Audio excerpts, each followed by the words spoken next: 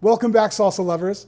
This is part 2 of our Cinco de Mayo series, and today we're cranking up the heat with the tomato guajillo salsa, and we're using the Jenner Noir double oven to do so, or you're going to use convection roast, so let's get started.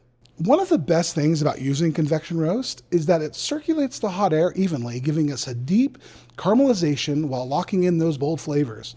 Time to prep our ingredients. We've got a mix of tomatoes, tomatillos, serranos, jalapenos, poblano peppers, plus some garlic and onion for depth. And don't forget the guajillo chilies.